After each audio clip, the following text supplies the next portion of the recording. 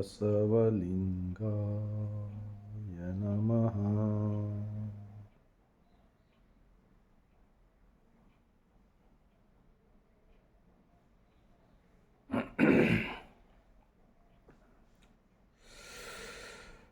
ವಿಶ್ವ ಸಂವಿಧಾನದ ನಾಯಕರು, ವಿಶ್ವಗುರು, ಜಗಜ್ಯೋತಿ,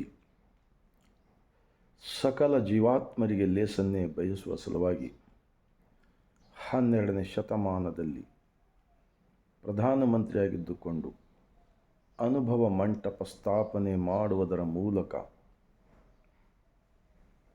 ಇಡೀ ಜಗತ್ತವನ್ನೇ ಮೆಚ್ಚತಕ್ಕಂತಹ ಒಂದು ಮಹಾನ್ ತತ್ವ,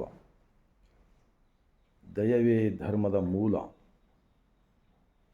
ಅಂತಕ್ಕಂಥ ಒಂದು ಮಹಾನ್ ಸಂವಿಧಾನ, ಅದಕ್ಕೆ ನಾವು ಇವತ್ತ ಜಗತ್ತದ ಮಾನವರೆಲ್ಲರೂ ವಿಶ್ವ ಸಂವಿಧಾನವೆಂದು ಹೇಳುತ್ತಿದ್ದಾರೆ. ಅಂತಹ ಮಹಾತ್ಮ ಬಸವಣ್ಣನವರನ್ನು ಭಾರತದ ಸಂವಿಧಾನದ ನಿರ್ಮಾಣದಲ್ಲಿ ಮುಖ್ಯಸ್ಥರಾಗಿರ್ತಕ್ಕಂತಹ ಭಾರತ ರತ್ನ ಡಾಕ್ಟರ್ BR ಅಂಬೇಡ್ಕರ್ ಅವರನ್ನು ಮಹಿಳಾ ಲೋಕಕ್ಕೆ ಮೂಢ ಆಚರಣೆಗಳಿಂದ ಮುಕ್ತಿಪಡಿಸಿ, ನಿಮ್ಮ ಅರಿವೇ ನಿಮಗೆ ಗುರು, ನಿಮ್ಮ ದೇಹವೇ ನಿಮಗೆ ದೇವಾಲಯವೆಂದು ಹೇಳಿದ ಇಡೀ ಜಗತ್ತಿನ ಮಹಿಳಾ ಲೋಕಕ್ಕೆ ಒಂದು ವಿಶ್ವಗುರು ಆಗಲು ಸಾಧ್ಯವಿದೆ. ಅಂತಹ ಗುರು ವಿಶ್ವಜ್ಯೋತಿ ಅಕ್ಕ ಮಹಾದೇವಿರವರನ್ನು, ಸಕಲ ಶಿವ ಶರಣರನ್ನು ಎನ್ನ ಹೃದಯ ಮಂದಿರದಲ್ಲಿ ನೆನೆಯುತ್ತಾ ಭಾರತೀಯರೆಲ್ಲರಿಗೂ ಈ ಮುಂಜಾನೆಯ ಶರಣುಗಳು.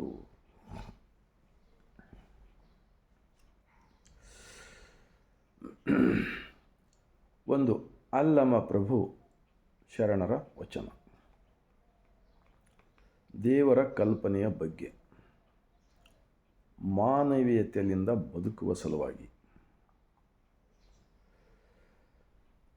ಕಲ್ಲ ಮನೆಯ ಮಾಡಿ, ಕಲ್ಲ ದೇವರುಗಳು ಮಾಡಿ, ಆ ಕಲ್ಲ ದೇವರುಗಳ ಮೇಲೆ ಆ ಕಲ್ಲಿನ ಮನೆ ಕೆಡೆದರೆ ಆ ದೇವರು ಎತ್ತ ಹೋದನು. ಲಿಂಗ ಪ್ರತಿಷ್ಠೆ ಮಾಡುವವರಿಗೆ ನಾಯಕ ನರಕ ತಪ್ಪದು, ಗುಹೇಶ್ವರ गुहेश्वर। इस वचन को मैं हिंदी में बोलने का कोशिश करता हूँ। 12वीं शताब्दी में विश्व के फर्स्ट अनुभव मंटप, प्रजाप्रभुत्व कहते हैं उसे, लोकसभा, पार्लियामेंट कहते हैं ना, उस पार्लियामेंट का अध्यक्ष 2,80,00,000 वचन लिखे सो अल्लम प्रभु का ये वचन है। उन्होंने क्या कहते हैं इस वचन में,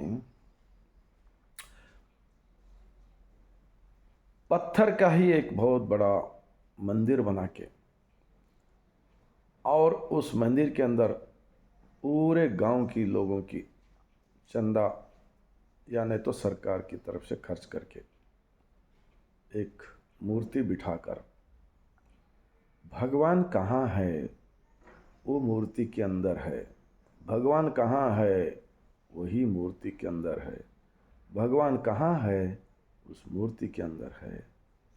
ऐसे जो भारत देश के अंदर दिखाया गया है ना, ये तो मैं तो कहता हूँ अल्लम प्रभु का अगर वचन हम थोड़ा अच्छा दिमाग से सोचेंगे तो उन्होंने ऐसा क्यों लिखा है जब मालूम होता है। कल्ल मನೆಯ ಮಾಡಿ ಕಲ್ಲ ದೇವರುಗಳು ಮಾಡಿ, ಆ ಕಲ್ಲ ದೇವರ ಮೇಲೆ ಆ ಕಲ್ಲಿನ ಮನೆ ಕೆಡೆದರೆ एक न एक दिन पुराना होने के बाद में गिर जा सकता है, नहीं तो कभी अचानक भूकंप आया, कुछ तो हो गए तो गिरता है। ऐसा भी बहुत दुनिया के अंदर बहुत देशों में भूकंप हो गया, आप सब हम देखे हैं। उस भूकंपों में बहुत सारे मंदिर गिर गए। हमारे महाराष्ट्र के किल्लारी बोल के है ना, उमरगा तालुका में, वहाँ पर भी एक 15 साल पहले बहुत बड़ा भूकंप हुआ था। वो गांव के अंदर आसपास में बहुत सारे मंदिर थे, पूरे गिर गए। वो मूर्ति भी नहीं दिख रहा था अंदर। तो अल्लामा प्रभु ने जो क्या कहते हैं, अगर हम सबका मुसीबत दूर करने के वास्ते उस मंदिर में ही भगवान है समझकर हम माथा टेक के समझो, बहुत कुछ कोशिश। घर में के लोगों के साथ झगड़ा करें, आसपास के लोगों के साथ झगड़ा करना, खेत के वास्ते, प्रॉपर्टी के वास्ते, इन लोगों से झगड़ा करते साक्षात जीवंत इंसान के साथ, और वहाँ पर मानव निर्मित भगवान का सर पट गया। कितना भी मांग लिया तो वो इनको कुछ भी नहीं दिया है। फिर भी लास्ट में उनका मूर्ति उन्होंने नहीं बचाने को आया है। देखो, इसीलिए अल्लामा प्रभु जी ने ये सारे एक दुनिया का सच्चाई को देखकर ऐसा वचन लिखा है। अब हमारा भारतवासियों को हर गांव में ऐसा विचारों का चिंतन करने का ज़रूरत है। सही कौन सा है, झूठ कौन सा है, हाँ, ये सोचना ही पड़ेगा ना। अगर हम ऐसा ही अज्ञान में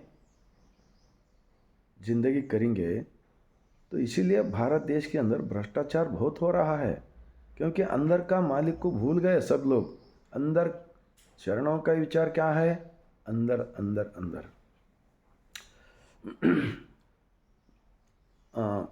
ಕಲ್ಲ ಮನೆಯ ಮಾಡಿ ಕಲ್ಲ ದೇವರುಗಳ ಮಾಡಿ ಆ ಕಲ್ಲ ದೇವರುಗಳ ಮೇಲೆ ಆ ಕಲ್ಲಿನ ಮನೆ ಕೆಡೆದರೆ ಆ ದೇವರು ಎತ್ತ ಹೋದನು।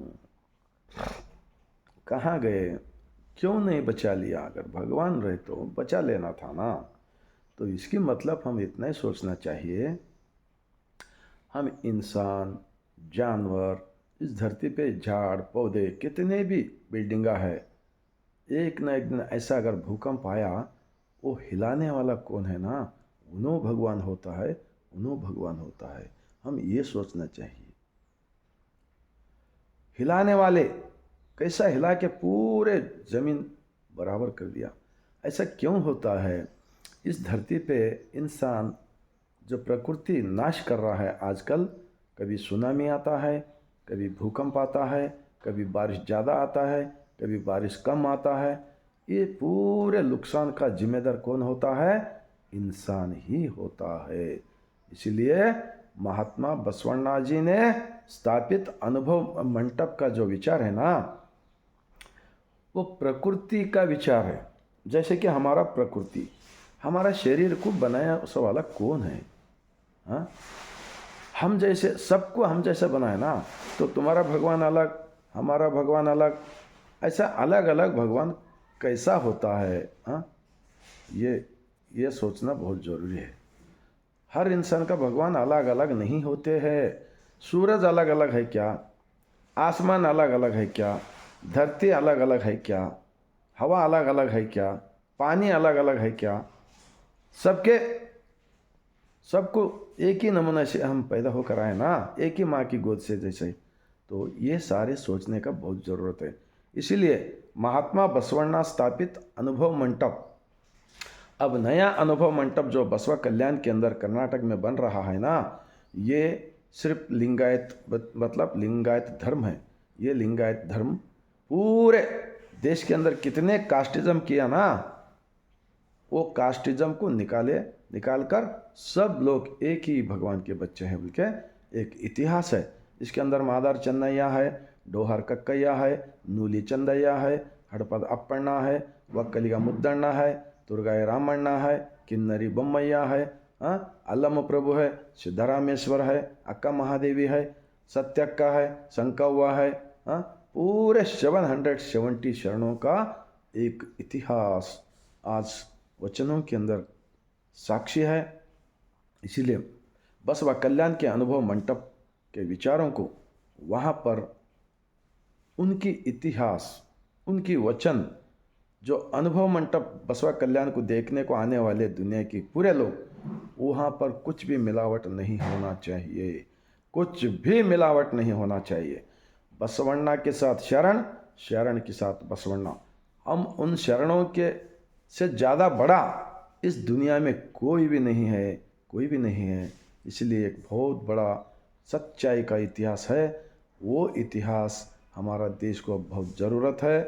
वो इतिहास हम सब लोग समझ के हमारे अंदर का जो अज्ञानता निकाल सकते हैं, और चोरी करना, झूठ बोलना, जानवर को, इंसान को मारना, निंदा करना, ये जितने भी बुरा है ना, ये पूरा निकालने को आता है।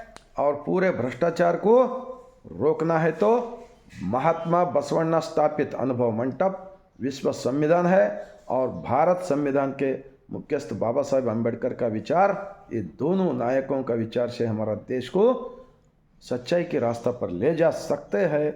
इतना मैं बोलते हुए, अगर आप सबको अच्छा लगा, मैं विनंती करता हूँ